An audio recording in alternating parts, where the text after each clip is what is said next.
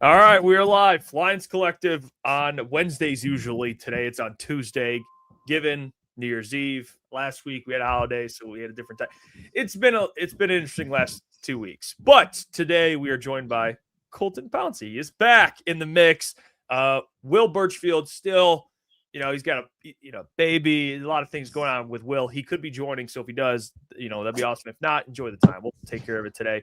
I'm your host, Crunch Time Sports Zone, Jeff Ifredi. You got Detroit Football Network Zone, Justin Rogers back in the mix as well.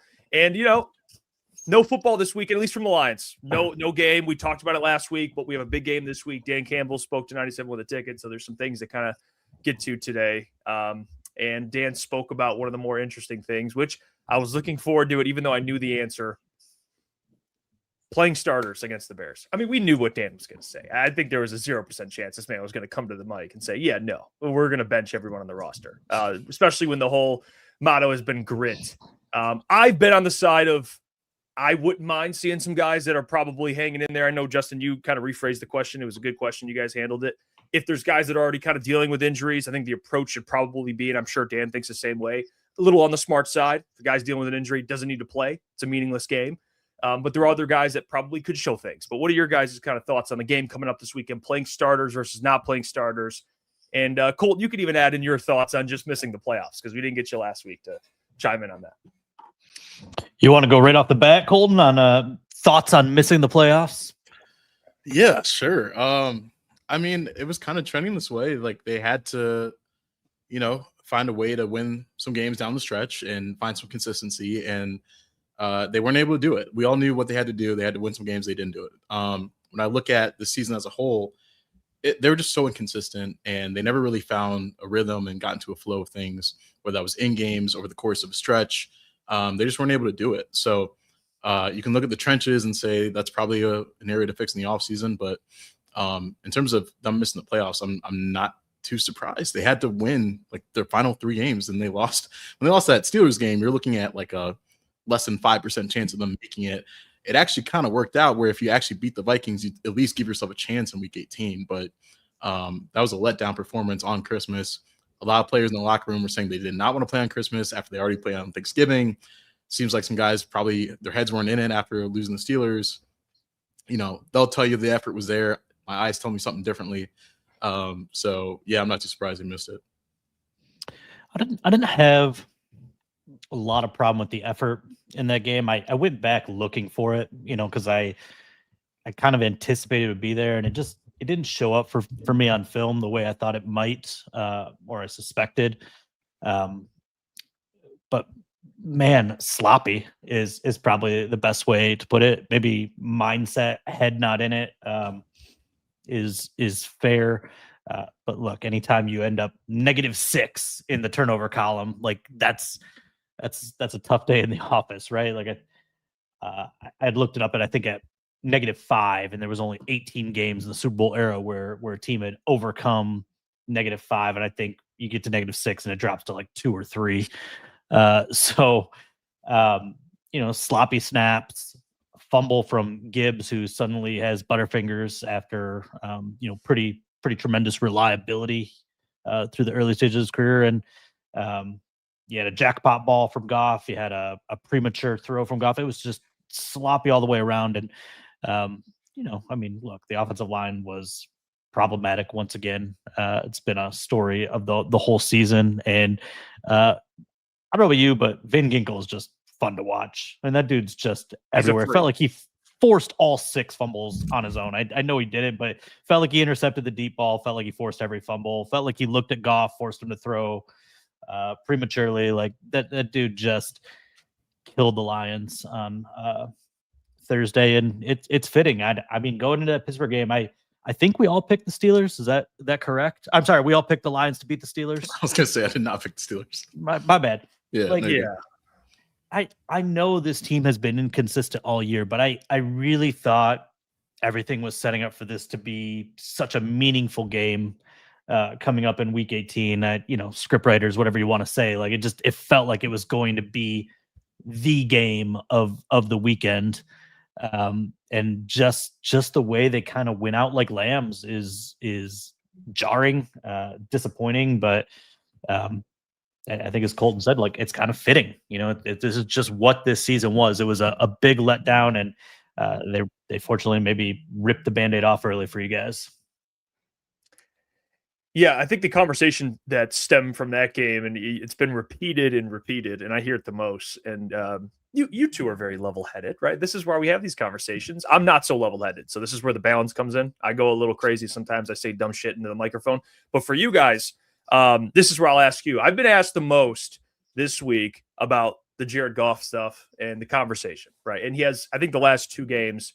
He had a last week against the Vikings, and people go back to which I don't know why they use. It's the random two examples. Use the playoff game against Washington. All right, even though one they lost, they were out of the playoffs, and the other one they got eliminated from the playoffs. People bring up the close to 10 turnovers, whatever it is. Even though if you watch the game against the Vikings, really, I mean, we can watch the game and see that some of those snaps are just bad snaps. He did have 2 interceptions in that game.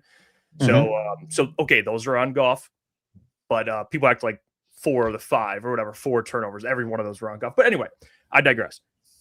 What's the conversation revolving Jared Goff? I know Dan had his back today and shut it down right away, but where are you guys at with just kind of the Jared Goff conversation? People questioning whether you can win with Jared Goff when it comes to his contract. And, people watch on Sunday night, 2 mobile quarterbacks running around playing backyard football. Where are you guys at with the future with Jared Goff here? Because he's stuck here, obviously, his contract. I think people forget that. But just the narrative around him as of right now. Time is a flat circle, Colton. I mean, I feel like this is a repeat of the Matthew Stafford conversation that we had in this town for several years. Can you win a Super Bowl? Can Matthew Stafford win a Super Bowl? And the answer was always yes. You just need to surround him with talent. Like Jared Goff has been to a Super Bowl, probably with, less talent that he's had at peak times in Detroit. Certainly was knocking on the doorstep there in 2023 and 15 wins last year, right? Like he's a QB that most of the time is incredibly efficient. The turnovers that you bring up in these 2 games are no longer indicative of the larger body of work. I think when Goff got here, he kind of had this propensity for that one really ugly mistake a game, whether it resulted in a turnover or not, like just a throw directly to the defender where he didn't see something, overthought something, panicked. I don't think you see that anymore. I think you see an accurate quarterback. I think you see a smart quarterback. But he is a pocket passer, right? And the league has, I don't want to say moved away from it, but the position has evolved. Most guys entering the league now are dual threats. Goff is not that, but it is the horse you settled your wagon to. And so you have to build around that. They have built, we'll see what it looks like this offseason, but a ground game behind 2 dynamic running backs. They've given him a really nice array of pass game weapons. And what they lost this year that was working so well for them, obviously, was the offensive line. And so you build better protection. You build a wall around your quarterback. He can obviously operate in the pocket. And, the last piece of this, and it's true for all quarterbacks, you need a defense. It can't be one side of the ball dominated. And so, you put pieces around Goff, just like the Rams put pieces around Stafford and got it done. And this is a win you can win you a Super Bowl. I have no doubt. Yeah, I feel like the conversation around Goff really took a turn after that Christmas game. And I get it, the turnovers, but like, were people watching him play football the previous, however many games? I feel like he's put together a really good year given the circumstances. He lost his OC that a lot of people attributed his success to. He lost his all-pro caliber center and another really good Pro Bowl caliber guard in Kevin Zeitler. And, guys were dropping like flies. You had St. Brown that was playing hobble late in the year, Sam Laporta with the back injury, Cleve Raymond kind of getting in and out at random points this season, rookie wide receiver and Isaac Tesla. So I don't know. When I watch him play, I feel like I have a different opinion of him than maybe national media. And I feel like that's probably always the case, like local media versus national. But I think he's put together a really good season. And before that game, he was at 32 touchdowns and 5 interceptions. How many teams in the league would take that sort of production? A lot of them, really, including the team they lost to on Christmas there. So, Brad Holmes said it a couple of years ago. It's easier to get worse at quarterback than it is to get better.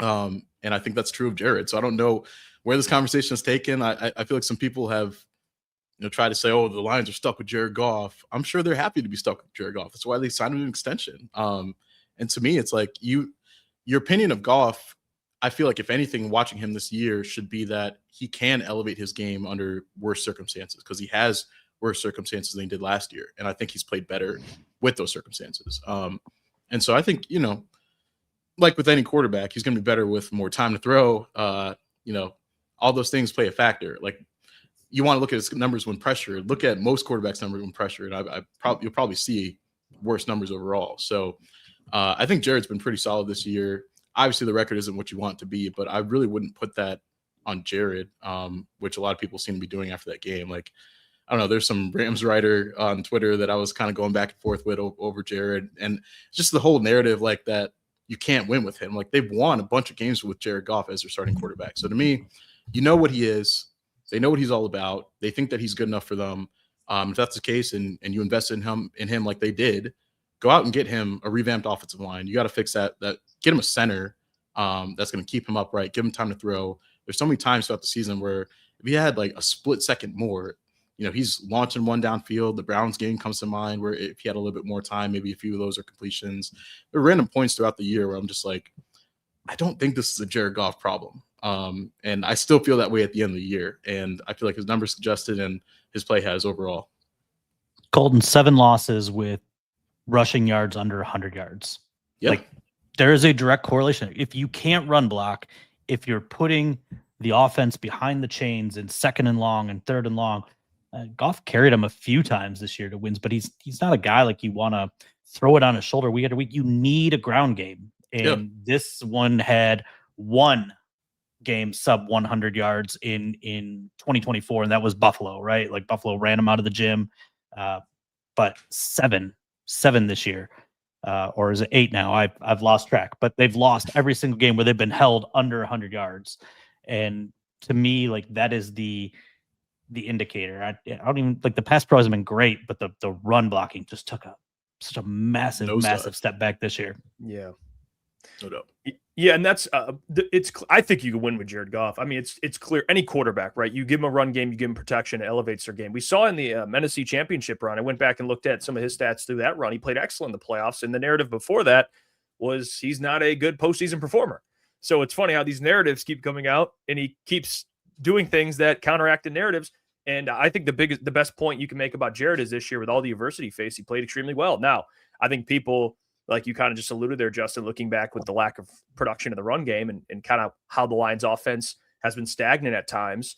I think that brings up the question, how did the Lions kind of get here? How did they fall from being NFC North champions to now being essentially risk of being last in the NFC North and having a 4th place schedule, which I think, there's probably a lot of things to point to, which is why the offseason is so interesting, because there's a lot of probably angles to take, starting with the offensive line, coordinator talk, which we'll get to. But in your guys' mind, just kind of analyzing the season, you guys have covered every single game.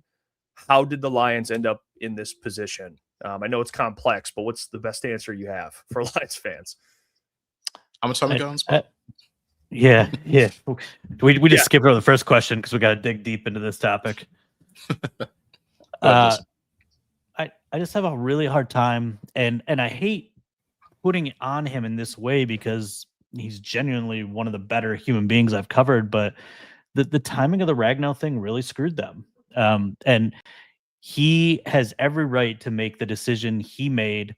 I don't think he misled the Lions, that he was considering it, that he was weighing it. I think it was a very tough decision for him, and I think it's one that he continued to agonize over and feel guilt over. The fact that he came back, I think, was a manifestation of maybe some of that guilt that he felt. But by making that decision when he did, put the Lions in a really tough spot to adjust and adapt. I don't know if they would have re-signed Kevin Zeitler knowing that Frank Ragnow wasn't coming back. I don't know if that inherently solves your problem. But you certainly could have maybe found a better solution at center. Maybe they believed Graham would be able to carry it. And if they did, that was, a mistake. Not that Graham is a bad player, but I would say an average one. at this stage in his career, with some below average moments. But for Ragnow to step away in June, you can't draft a replacement now. You can't sign a replacement. They might have signed the best available at that point, Tristan Colon. Like, that tells you what the landscape looked like at that point. And look, I know the brain drain of the coordinators and the coaching staff certainly mattered. I don't think the chemistry and the cohesion of the coaching staff was ever quite close to what it was 2023, 2024. But,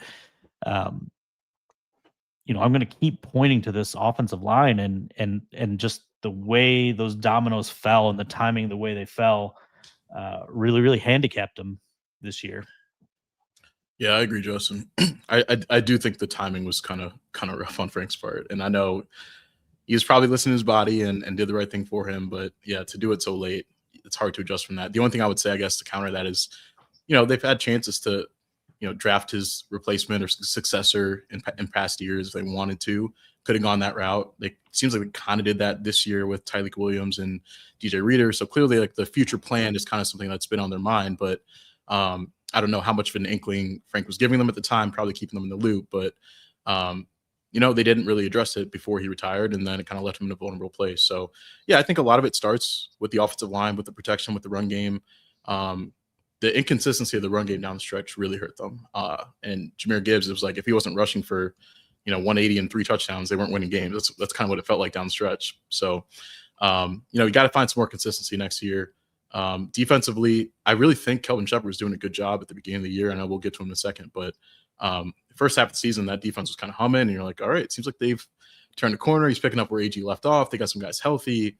And kind of once the secondary went down, kind of turned to a different script there. But even late in the year with the run game, that was sort of alarming with the defense. But I mean, I think you just point to the trenches, and then maybe even the coaching staff, like 8 new coaches. That's hard. I feel like a lot of us just kind of glossed over that. Maybe we shouldn't have. Maybe we just put too much trust in the roster and we're blinded by the offensive talent and the pieces in place with this young nucleus. But losing 2 coordinators, losing a bunch of key assistants, and trying to make it work as it was last year, that's kind of hard to do. These are different voices and different roles throughout the organization. And that's a lot to handle in one offseason. So, if they finish with 8-9 wins and that's their floor in a bad year like this with so much turnover, I think in some ways you feel a little bit, okay with that. Like, hey, it's not where we want to be, but we don't think we're far off. And that's what Dan said on the radio this morning. Like, I know nobody wants to hear it, but we feel like we're close. So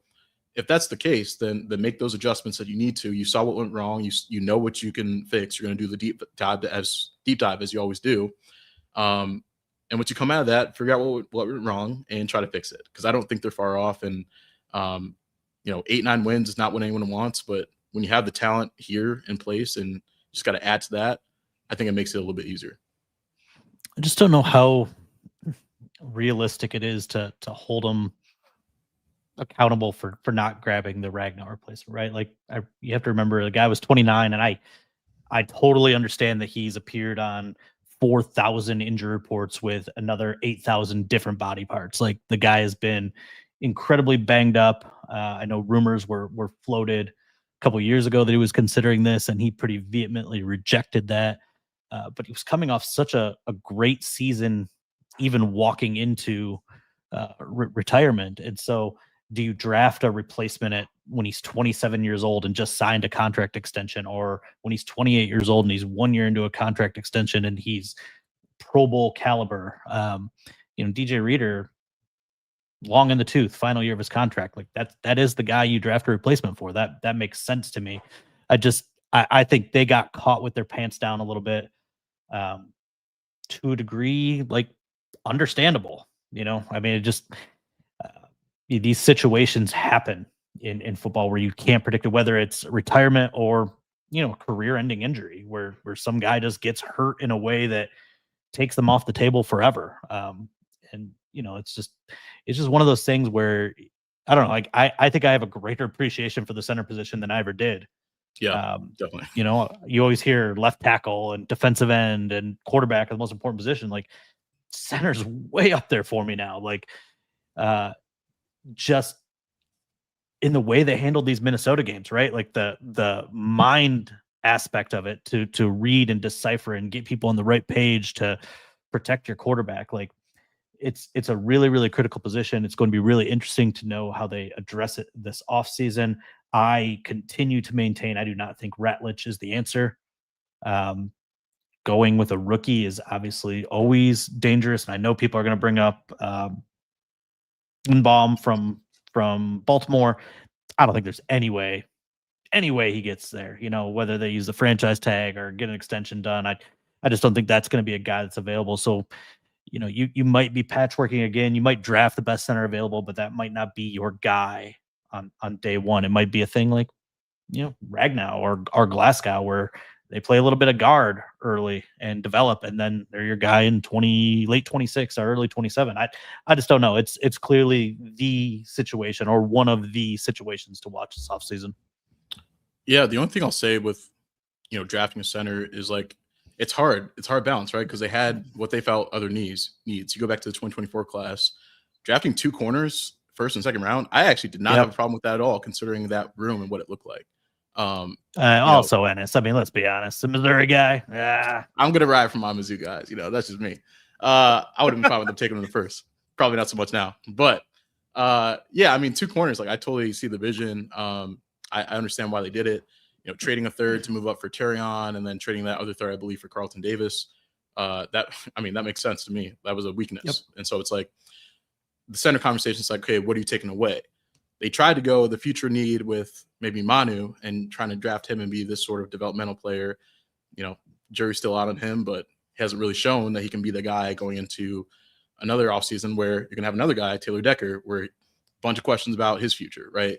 So do you draft a tackle this year? So those conversations were out there. I think the fact that Frank was talking to people about retirement and was so open about his body and the wear and tear. And yeah, he was 29, but he's probably had the body of someone in his early 30s at that point. So with all the wear and tear that he went through. So I don't know. You can always find mid-round centers. That's the only thing I would say is like if there's a guy like a Tanner Bortolini that I think he's on the Colts now. He's having a good year. If a guy like him was available in striking range and you knew that Frank was considering this years prior, maybe even just the fact that he's injured all the time, maybe just get a high-level backup center. Like I don't think people would have a problem with that. But again, it is a tough conversation to have when you're talking about, well, if we're taking a center here, what are we losing from where we actually drafted? So that's the only thing I would say or something like that. But it is going to be an interesting conversation. I don't know where you go at center. I think Linderbaum's probably a pipe dream at this point. Like I'm surprised the Ravens would let him go, but if they do, there's going to be a bidding war for his services. Maybe Connor McGovern with the Bills, he might be available this offseason. I don't know what his price tag is going to look like or how much money the Lions have and are willing to spend in free agency because we know that's not really their style. But maybe the trade market is where you go to fix this problem. But it seems like they're going to have to do something for sure. Yeah, as you're talking, like something more is popping in my head, and I think you look at the Cam Jurgens situation, right? In Philadelphia, like obviously Kelsey was older and clearly more toward the end than Ragnow was. But if you could have drafted a center with guard capability, that if Frank stayed, now you have a guard, and if Frank left, now you have a center. Like that probably is the approach that they could have taken, as opposed to signing Zeitler and then leaning on Mahogany or having to draft Ratlich. So you could have already had that guard in place with some experience on top of that. Mm-hmm. It is a tough balance there for sure. Let's take a quick break. I'll tell you about our friends over at Sleeper, and then we get back. We'll talk more about the coordinators, but we'll see you in 30 seconds. Sleeper is the #1 fantasy sports app. It pays to know sports. Pick more or less on top players. Your first pick is on us, so start winning now. Play in Texas, Georgia, Minnesota, and 27 more states. Pick anytime across all sports, pregame or live. Over 10 million players are already on Sleeper. Make your picks count. Score up to 1,000 times your cash. Join today. Get up to $100 credit using the code HMA. Call your shot on Sleeper. Download now. Let me tell you about our friends over at Sleeper. Use that code HMA, by the way. You get a $100 deposit matched up to $100. You should know what Sleeper is. It's one of the fastest organically growing fantasy platforms in the entire world. And it only continues to grow. They earn some of the highest levels of engagement. And they have sleeper picks, which is their real money product, connects friends over picks. Very simple. Choose 2 to 8 of your favorite players. You can do a pregame, live, or across different sports. Just pick more or less than the predicted stats. And on Sleeper, you can get up to 1,000x payout. So share with your friends and get rewarded together. Shout out to Sleeper for sponsoring the show as always. Plenty more to get to. I want to make sure we kind of get this. There you go. We're back. 3-man setup, by the way. All right. Let's talk about the coordinators. Let's get into it. Dan spoke about Kelvin Shepherd today. Kind of gave him a big compliment, about the whole season, and then kind of at the same time non-committal because they are still in the season. So he's not going to probably answer too much about like coordinator questions. But we'll start with Kelvin. We'll get to the offensive side of the ball. But just with Kelvin Shepherd, just the job he's done. I know there was a time where we're watching the Legion of Whom, and Kelvin's getting a lot of praise against the Tampa Bay Buccaneers, and now you've watched the last handful of games. Obviously, against Max Brosmer, I thought the defense played pretty well, but before then, just getting consistently gashed in the run game. Sorry, Kelvin, but gashed in the run game consistently. It's just a fact. Where are you guys at with Kelvin? I still believe I don't know if the Lions can afford to be in a process of kind of grooming guys. I don't know if they have time for that, but you might love the upside of Kelvin Shepherd. So where are you guys at with the future at the defensive side of the ball? Do you think Kelvin's earned another year and another year for fans to be patient, or do you think it's something the Lions are going to have to consider making a change at this offseason? Colton, I'm going to let you lead here. Kind of feel like I hit pretty hard on this topic last week. Made some fans, obviously, with my opinions. So I don't know this lore. All right. Yeah, well. Well, we don't have to get into that. I'll say for me watching, I think Kelvin's probably earned another year. I think the conversation probably depends where you stand on the whole man versus a new system entirely conversation. If you're tired of the man system that Shep kind of took over from AG and you want to see him gone, I can understand that. A lot of people will say that the system and the scheme is a little outdated. It hasn't worked for 5 years. If you want to go that route, I can understand it to an extent. I think if the health is there, they've proven capable of what they can do. The problem is the health just hasn't always been there in secondary or up front to work together.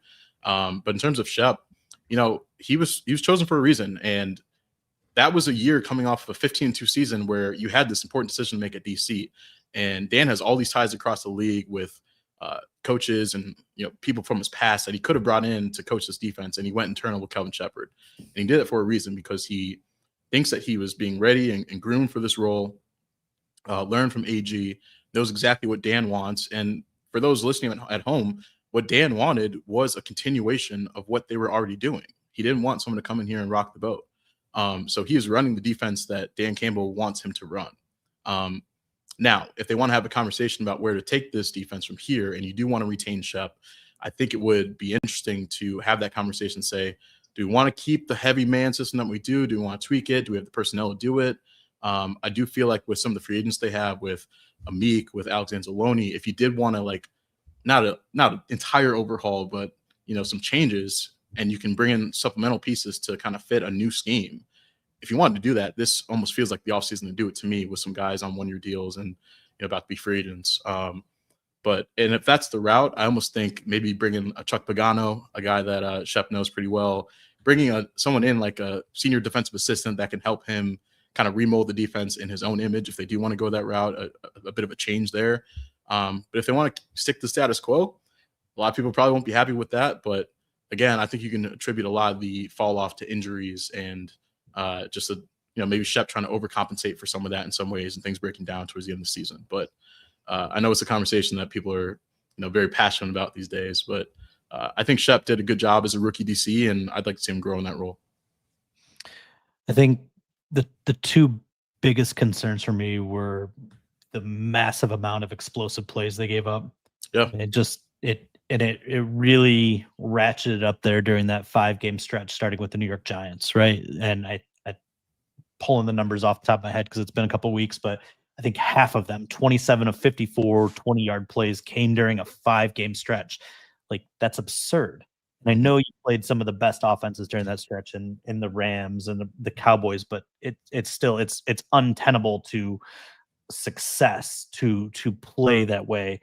And then to see the run defense fall off the way it did, there was a stretch there where they were under 4 yards per carry. The success rate was decent. They have personnel that should be conducive to being a good run defense.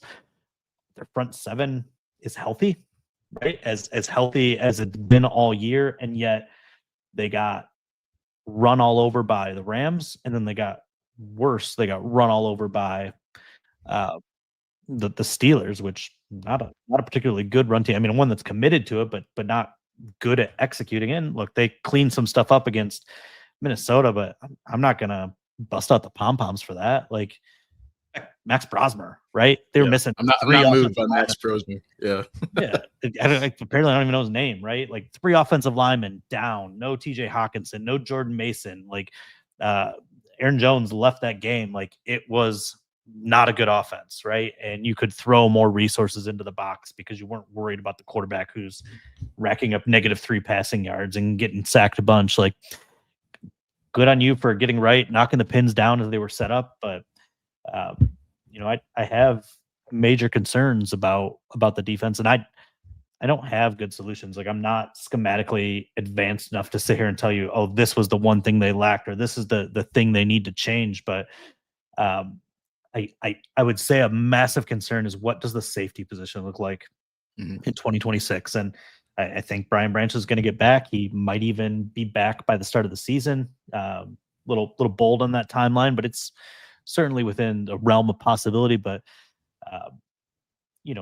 what percentage are he and Kirby to the guys that we knew they were when we declared them comfortably as the best safety tandem in the NFL, right? Like, are they 80% of that? Well, 80% of that's still pretty damn good, but are if they've each lost a step, like the whole thing just kind of slowly starts to crumble because it is built from the inside out. Like that is the mold of this defense. It's the defensive tackles to Jack Campbell to the safeties. Like that is the heart of the defense and the heart of the scheme. And you take away those two guys, and it's going to be really tough to execute the vision. I also don't think it's a coincidence that the run defense kind of fell off a cliff kind of after Brian Branch went down. I think he's so important to what they do in the run game as well, but it probably kind of goes overlooked sometimes. But yeah, that safety position is going to be a major question mark next year. But in terms of going back to Shep, I mean, I think I'm curious to see where you stand on this, Justin, but like, so some that kind of want to see a scheme change. Are you in that bucket, or do you think, running it back and playing this sort of physical man style is kind of what they should do? The one thing I would really, really like to see them add this offseason and change kind of schematically is the Barnes role. I think Derek Barnes is a good player. I think he is not a good edge. And I think they played him a lot on the line this year. I would estimate probably 2/3 of the snaps. And I don't know the exact total, but it was more than half. And he's just not a good player there. And I like the guy, I like the player. I think he has grown tremendously. I think he has really high football IQ. I like the way he's advanced with some of his pass rushing off the ball, some of the blitzing stuff. I think he's a good run defender. I think he has good positioning with his coverage assignments and zone drops, but like just doesn't do it on the edge. And so, I think a lot of this kind of hinges with, do you bring Anzalone back, whatever. But if you don't bring Anzalone back, I think you shift Barnes to that spot. And I think you draft a true edge rusher that isn't limited to pocket crushing body type. Like go out and find a Nick Bonito type. And I'm naming a player that's highly successful and easier said than done. But like give me the flamethrower off the edge to line up alongside Aiden Hutchinson to cause some panic over there, or opposite Aiden Hutchinson that can just win with just pure flame-throwing speed. You want to have a pocket crusher as a 5 tech. You want a Davenport in there kind of over the tackle. Fine. But give me, if you're going to do these 5-man fronts, give me somebody that can win with speed opposite Aiden Hutchinson. It does feel like they were severely lacking some juice in the middle of that defense and up front, I guess. Just some speed, athleticism. You have in the back end with Kirby, but like a difference maker, a disruptor up there, whether it's in that Sam role as the hybrid role or opposite of Hutch. And I think Al-Qadim Muhammad did a good job filling in. Absolutely. But he's also not a guy that they trusted week in, week out to be a part of the game plan. There were games where he just wasn't getting snaps and other times where he was more relied upon. So I also wonder about his future a little bit in this defense while we're talking about Shep and what he's going to be able to do with it. There's so many between Al-Qadim Muhammad and Amik Robertson and Alex Anzalone and the safety question marks with the injuries there. I'm probably missing some. DJ Reader. Yeah, like you have a chance to kind of remake this defense or keep it status quo. And I'm really curious to see what they do, because if they bring in some juice, if they get better athletes or faster guys at certain positions, specialists in some areas, like I think you can probably retool it in a quick hurry. But the question is, do you want to go that route, or do you like what you have? Do you want more consistency and say, hey, if we keep our guys who keep at it, like we're going to break through in year 6 running the same defense? We'll see. But I'm very curious what they do there, and that might tell you a lot about how they feel about Shep and his ability to get this going in the right direction. No, continuity's become a problem. Like it's a blessing in the NFL to have continuity until you kind of hit this wall of, it is complacency at a level, right? Like it's not intentional complacency. It's not like they're not giving effort, but like there's just not a lot of new to it. And so, I think that's maybe the interesting dynamic of Shepard that's really tough to put your finger on, right? Like at some point, people got a pulse on what he is and how he's changed. And, when did it start to turn? It was like that 8 to 10 game mark. And that's football, right? It's adjustments to adjustments. And the league caught up to his fastball, if you will. And he didn't quite have the changeup or the secondary pitches developed yet. And so that's the next evolution for a young coordinator. And that goes to Jeff's point, right? Like, can you be patient and wait for that to develop? The alternative is starting over and bringing in somebody else with a different schematic vision. Now you got personnel you've got to change out, and that can just as quickly go south as it does go the other way. And so they're in a little bit of a difficult spot right now that they've got to navigate. But I think the scheme can work. I know we talk about it, man. It's not. It's still man like 35% of the time, right? Like they're still playing zone. They really have to tighten up their zone concepts. That's where I lean with what you're saying about bringing in a senior defensive consultant. Find somebody that's got more of a mastery of zone coverage. I see these other teams with missing guys. Packers, are missing some guys there in the opener. Like the zones were still so tight with their rules, right? Like polish that up. And like I said, give me a speed guy just to add to the front, to add some dynamics. I think people will be off of Aleem McNeil's back next year when he's a full year removed from that recovery and he's getting closer back to the guy that he was. And, we'll see if Tyleek was a hit. I'm not willing to go there yet. DJ Reader's a really good player. Wasn't a really good player this year, but historically has been. Those are big shoes to fill. And to get back to the Reader of 2024, like, that will be an important piece as well. Yeah, I think the other side too, the offense, which, Dan Campbell, I think he's, in my opinion, if you ask Dan behind the scenes, I think he would ultimately prefer not to call plays. I think he had to call plays given the circumstances of John Morton just not working out. And it's easier said than done for Dan to go out there and be like, this is the vision I have, and I'm going to call plays, because clearly John Morton and him, or at least John was having a hard time as kind of he's an older guy, but still a second time, I think, OC in the NFL. The question is, do they bring in an offensive coordinator this offseason? Is it someone they go get outside the organization, someone more established, or could you see another promote from within type of scenario? I think that could be on the table as well. I know Hank Fraley's interviewed for OC jobs. Scotty Montgomery's a guy that's very bright. Not sure fans, including myself, would probably be as happy with that one, but anything can happen. Where are you guys at with just the OC side of the ball before we move on here? A, do you think Dan kind of gives play calling duties back to his OC? And B, do you have kind of a feeling it'll be more outside, or there's a very good chance it could be an internal hire next season? Colton, I want you to lead on this one, but I want to see if you agree with me on this point. I think the opposite of what Jeff said. I think Dan Campbell reluctantly gave up play calling this offseason and wanted to do the job and didn't. I don't know what he feels now, but I think we know that he really enjoys it. And if in a vacuum, I think his preference would be to maintain that role and adjust the other things around him. I think Dan likes calling plays for sure. I still remember him joking with us, being coy about who would call plays when Ben took over. And he's like, hey, it might be me. You never know.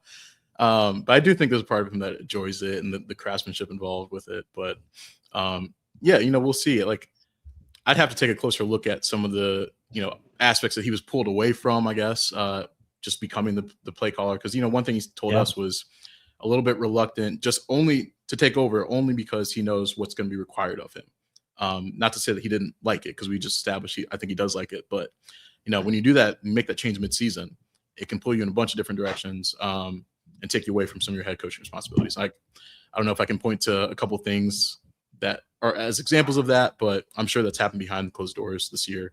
Dan said, you never know, he talked about how much he trusts John Morton and values his opinion and how integral he is to the operation. But I don't know how many examples of coaches that have taken play calling responsibilities away from their OC where that OC is retained the following year. You probably point to a few, but nothing off the top of my head, I guess. And, you go back to the Eagles a couple years ago. They made coordinator changes back-to-back years, and they got to Super Bowl because of it, both sides of the ball. So I don't know if that's the route Dan wants to go. That doesn't really sound like Dan would fire both coordinators a year after replacing his two before. But if there's one to go, it would probably be John Morton, just because, Dan is an offensive guy himself. And if he wants to continue calling plays, he can bring in someone else that can, maybe help him on a closer basis. But if not, maybe he does relinquish that play calling duty again to someone he trusts. Like Brian Dable is available. They go way back. I don't know if I'm just throwing a name out here. I'm not really reporting anything, obviously, but if there's a guy out there that's available and Dan trusts to call plays, a guy that's done this before, I could see him giving it up and maybe the offense being better for it. We'll see. The pitching of OC candidates is so hard, right? Like Right. You can't make lateral moves in this league. So your options are a retread that's out of the job currently, or promoting a young guy probably with minimal experience, right? And so you're back kind of in that weird phase, and Dable falls under the retread category, and obviously he bombed with the Giants and bombed with Daniel Jones, who kind of Goff like, right? Yeah. I mean, in the skill set, who did Dable succeed with? Josh Allen, who I'm not saying anything crazy here, not Goff like, right? And so I mean, Dable might be fine, right? I know I've kind of thrown out there multiple times, Kafka, if he were to become available, I kind of like the guy that worked with Reed and brought some juice to that Giants squad and understands a commitment to the run game and has kind of all the little things, right? And, fresh eyes, but who knows if he'll be available. I think it's something, Colton and I probably will both look at as, who are the names out there. We just haven't got there yet. Mm-hmm. But I don't know, like if I had to place a wager today, like Dan Campbell or the field, probably still leaning Campbell, just based on what I know. I'm not saying it's the right move. It's just, that's kind of where I think this thing will end up. And it'll be interesting. I know you talked about, Colton, like what was lost, right, in this switch, and inevitably some stuff we maybe couldn't perceive, whether it was game management or challenges or even like being a little bit more involved in the defense. It's a topic that I just can't wait to get into at the owners meetings, right? That's where we have kind of this 30 minutes, 40 minutes of uninterrupted, just beat writer driven questions with Dan Campbell, where it's probably their most reflective time of the year because they've gotten through their self scout and they're not fully turning the page to 2026 quite yet. And so we know Dan has the ability to be honest and reflective and self-aware. So I'm really interested what he's going to have to say at that time of year, which I think, what are we talking about? Like mid to late March. Yeah. And I do want to say something real quick, just because it was a big conversation when Morton had his play calling duties taken away. But and we talked about a lot this episode, the offensive line, when you don't have the offensive line to do what you want to do, whether it's fourth down, whether it's the run game, it can create challenges for anybody that's calling plays. And, when Dan took over play calling, I felt like one of the reasons he did it was to kind of show Morton how he likes the offense to be ran. But when Dan took over, there were some ups and there were some downs for sure. And the offensive line issues still were a factor in some of those games that Dan took over, a lot of the games that Dan was calling plays for. So it's Morton was maybe a little blunt in his assessment of how things were going with the offensive line, but I don't think he was necessarily wrong. I actually wrote that at the time. For what they want to do and the team they want to be, you need a consistent, potent offensive line, and they just didn't have that. And it felt like if there's a critique in there, it's that they were too reliant, and they probably took too long to realize that offensive line was not a strength anymore. It felt like they kept trying to will that into existence when it just wasn't happening. And they had to look in the mirror and come to that realization. It probably happened too late. And at that point, you can't do the same things you want to do. It's gonna hurt you in some areas. So, Morton, I know people were mad at him earlier in the year, but I do think a lot of the issues were with the offensive line. Now, another thing I'll say, just having said all that, but when you see them play the Vikings, that's where the Ben Johnson impact is I think felt the most, because he always had answers to those Brian Flores defenses. And when they were throwing zero blitzes at him, he would have quick crossing plays in the game plan for when those looks were coming. Did not feel like, and I know Taylor Decker wasn't playing, you have Kingsley at center, but a little bit different than what Ben was dealing with a year ago and past years. But it didn't feel like the Lions were able to adjust to what Flores was throwing at them. And that's just one team. But whenever they played teams with good defensive lines, they just couldn't bully them the way they have in past years. And the adjustments weren't there offensively from the play callers to combat that. And the nice thing about those Minnesota games, right? We had one with Morton, we had one with Campbell. We did. And they looked remarkably similar. I realized the pressures came in a different way. They all were up the gut, and Jahmyr Gibbs was getting run over in the first one. They didn't adjust, but they still gave up 5 sacks in both of them. And they still finished with sub 70-yard rushing in both of them. And you could argue that Vikings defense was more shorthanded when Campbell got a hold of them with Grenard and Metellus out with injuries. So, offensive line is certainly the starting point there, but Campbell didn't solve it. That's the best example of Campbell didn't solve all the problems. No doubt. So before we got about 11 minutes left, I want to talk Lions Bears. I know we talked. They're playing. I want to revisit. What'd you say? They're still playing this week. Yeah, they are. Okay. All right. Yeah, we are. Yeah, I still have a game to cover, even though it's a meaningless game. But I mean, you're going to get Ben Johnson this weekend, all right, in Chicago. He's just going to unload on them. We're going to see 6 stumble bums. That's the first series. It's just 6 straight. Jack Campbell's what in the hell, man? They're gonna, especially coming off a loss too. I just feel like now they're even more pissed off. But whatever. I digress. I'll go to you guys. Dan Campbell's going to play starters. That's what probably his approach. No, he says. Now there are probably, like I said, kind of at the beginning of the show, maybe some players that could be on the fence of playing depending on the injury they're dealing with. But where are you guys at with this game, playing starters? The belief that momentum or not that necessarily momentum could carry over, but maybe ending the season on a high note could potentially translate the next season or the off season. I don't know. Where are you guys at with that conversation? I think momentum can carry over, but not a single game. I use this example a lot, and I might even get the year wrong, but 2000 Ravens, I think it was.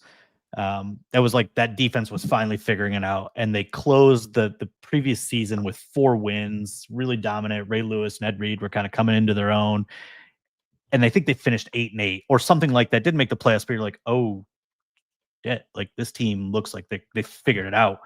And then the next year they just ran. I think it was like a historically great defense. They ran over everybody, won the Super Bowl, and like that felt like momentum that could carry over. Like the Lions have no momentum. They've gone win, loss, win, loss, win, loss, win, loss, loss, loss, loss, loss, loss, and they lost to Max, whatever, the guy that ties women to railroad tracks in 1920s movies. Like that, like just a terrible finish. Yeah, well, that's what that mustache made me think of. And so, like, no, they're not gonna gain all this great momentum out of potentially beating the Bears. Just not gonna happen. And you look at it, there's like 30 dudes that are free agents. Like, there's gonna be so many guys that aren't even here next year. Who's gaining momentum? David Shaw is the pass game coordinator. What? Come on. Like, so I do want to see some young players this week. I do. It's not all of them. You know, you have 53 guys on the roster. You have to have 48 active. You can't bench 22 starters. Like, it's not realistic. You can maybe throw some guys on IR and bring up some practice squad guys, but like there's a limit on how many guys you could just throw out there without it just being a total absolute train wreck. But like, honestly, I'd love to see Gio Manu get activated and start this week. I'd love to see a little bit of Tyrus Wheat. You know, is that a guy worth bringing back? Can you squeeze in a couple series for Miles Frazier or Nick Whiteside or Dominic Lovett? Hell, give me Jackson Meeks at tight end. Let's see what he learned in practice all week. Like go out there and go block an end. Let's see if you can do it at 220 pounds. Like, I don't know. Give me some series of some Mekhi Wingo. Dude's been absent since week 2. Like, DJ Reader doesn't need to play in this game. I understand Mekhi Wingo, DJ Reader, not a 1-to-1 equivalent, but like, find some reps for Mekhi Wingo in some pass rush situations. Let's see what that pent-up aggression from practicing without playing for 3 months or 4 months can offer. And, you know, bubble wrap some of those guys. You know, Jared Goff's going to play. You know, you can't piss off guys like the Raiders did with Max Crosby, because that is a thing, right? Like, these are competitive guys. They want to play, but there are a few guys that are going to be checked out, established veterans, probably guys heading into free agency. Like, take those guys out and put some young guys in. Let's see what they have, if they have anything to offer for 2026. I think that's where I'm at. The guys that are already banged up, and there are a lot of them coming out of that Vikings game. A lot of those guys don't need to play. If they want to, like Saint might try to battle it out, I guess, but I don't really think he needs to be playing. Maybe that opens up more targets for Jamo and Isaac Kaslah, but I don't know. Like, I look at draft position. I know they're not probably thinking about this. Dan's certainly not. He's not thinking about the draft yet. But you know, if you can get to their 15th right now, if you can, there can be a difference between pick 12 and 13 and pick, 15, 16, 17. Like, that can matter in a draft, the type of prospects that is available to you at that point. So I think that's blue chip demarcation. Yeah. I mean, I think it matters. Like, there's a difference there between 5 picks in the middle of the first round. So that's on my mind. I know this has been a hot button topic. I tweeted about this after the game, I think on the 26th, and a lot of people were in my mentions saying, "Oh, that's bullshit. We don't want to play to lose," but there are some benefits of a 4th place schedule, and I know. Oh, you're right. Sure. You were I'm right going there. I'm going there. Yeah. Yeah. So, like, the difference this year, I think, would be they'd be getting the Cardinals, the Titans, and the Giants, as opposed to the Rams, the Commanders, maybe with the healthy Jaden Daniels next year, and the Colts, I believe, which they're kind of an interesting team, but we'll see about Daniel Jones. But yeah, I mean, that can be a massive difference. I mean, just the records from those teams alone, it's like 23 and 25 versus 9 and 39 between 3rd and 4th, the records from this past year. So that's a major difference. And I know nobody wants to, you want to play the best. You want to be that team that's like, oh, we'll play anyone, anywhere. Sure. But if you can get a break here after the gauntlet you just went through this year in some ways, like, maybe try to set that up for yourself. And there are ways to kind of manipulate it. Not to say, even with a healthy squad, I don't know if this Lions team is beating the Bears and how good they're playing. But if you want to get some young guys some looks and try to set yourself up better for the future, for one game, I really don't think it's going to define your culture or tear things apart and change everything. You can still be a gritty team if you rest guys in week 18. Like, that doesn't change to me. I don't know. That's just me. And look at some of these teams that did benefit. And look at last place schedules changes 3 games. Yeah. It's not that big of a deal, but 3 games, if the Lions were 3 more wins in the win column against teams who the first place teams they played, right? They lost to Philadelphia, they lost to Kansas City. I'm not naming all the first place teams they played, but you know, the Patriots this year, like, benefited from playing a last place schedule. The Bears this year benefited from playing a last place schedule. I believe the 49ers did as well over there in the NFC West. And so, you know, again, if you can pick up 3, I don't know, closer to easy wins over the course of a 17-game schedule, it's helpful, right? It helps you in the division race. It maybe helps you secure a home game in the playoffs. It maybe helps you for the number 1 seed. It matters. And so if you're going to have a shitty season, which this was in terms of relative to expectations, you might as well reap some of the benefits with a little bit better draft pick and a little bit easier schedule next year. Yeah, I agree with it. Someone in the chat just said there's a huge difference between 9-8 and 8-9. Would you want to be called the loser? Yes, I would. Call me. Nobody's going to remember it 5 years from now. Yeah, no one. Tim, you know this. No one's by the way, no one's going to look back at this game when you're picking, like Colton said, 13-14 in the draft. We're going to be sitting there with pom-pom. I mean, all the fans are going to be like, yeah, you're going to get some really good player at 13-14, and you're going to have a lesser schedule, which, by the way, with the narratives right now, you want a better schedule. Okay, you want to make the playoffs. You want to contend for your division. So I think everyone will be much happier with that outcome. Now, the only thing I'll say off that is that, you know, the NFL is about narratives, right? You know, there are narratives about Jared Goff after that Vikings game. Bunch of narratives about Dan this year. If the Bears do what Ben Johnson probably wants to do to the Lions, and what a lot of those fans want to see happen to the Lions after what happened in week 2, the narratives will be flying out of the mouths of all these people, all these national analysts, whoever, about how Ben Johnson stuck to Dan Campbell. This is the changing of the guards in the NFC North. Like, all those takes will be even worse than they already are now. So I do feel like where Dan's coming from is, hey, if we want to win this game, so this shit like does not continue. Because I feel like part of him is, you know, paid attention to some of that. Maybe not to the extent, but I think a little bit of him cares about that. Dan's a petty guy sometimes. So former player too. He's former player, right? He understands narratives. So, you know, you don't want to lay over and lose like 52-7, because then if you have that happen, then, you know, people are going to talk about your team. But if you're okay with that, you know, I guess go for it. But I do think he wants to play these guys, and he's going to try to go out there and win. So we'll see. Yeah. Those, by the way, if they lost by 1 point, First Take would still open it up with Ben Johnson, you know, talking about the changing of the guard. I mean, that stuff, I can already see it, Colton. Now that you mentioned it, it's already going to happen. People watch First Take? Who knew? No, they don't. They don't. No one's watching First Take. But you do watch Lions Collective, by the way, which we're proud of you guys for tuning in today, and not on a Wednesday, but on a Tuesday. We'll be back next week. No more programming. All right. And the holidays kind of mixed it up. We'll see what we're recapping next week. Either a 52-7 outcome, or maybe a win. Maybe. Who knows? I'm just Jeff, throwing it out. we have to make this. We have to do official dog and pony predictions. I'll do this. Shout out to Kyle, by the way, as always, from the Dog and Pony Show Brewing. And, you know, I know we have been very, very bad with our predictions, unless we're jinxing the Lions, which sometimes happens, except when Colton decided not to. Thanks, Colton, by the way. Yeah.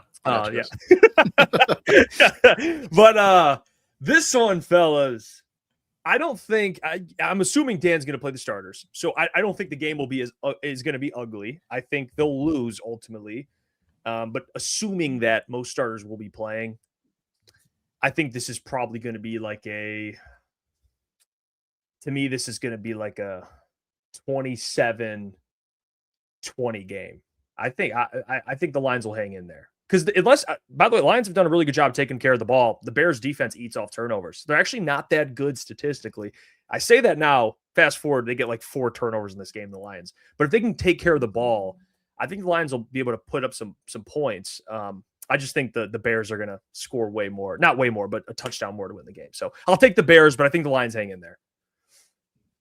30 degrees and sunny, Colton. It's not crazy. But I don't know. Lions are really good at taking care of the ball until Christmas, apparently. And then they were Santa Claus giving it away to everybody. Yeah, I have a tough time seeing Lions win. I do think the Bears are going to try to run it up. I don't know if they'll be successful, but they do have something to play for, right? Like the 2 seed versus the 3 seed is a significant difference. Home game in the second round, like they want that. They want people coming to Soldier Field and playing at their house. Give me 33-24 Bears. Yeah.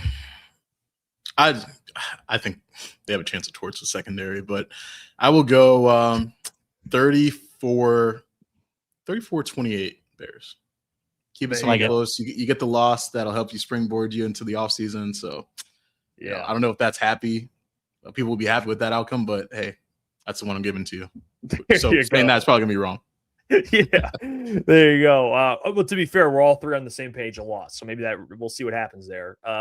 Again, that's the pick of the week presented by Dog and Pony Show Brewing.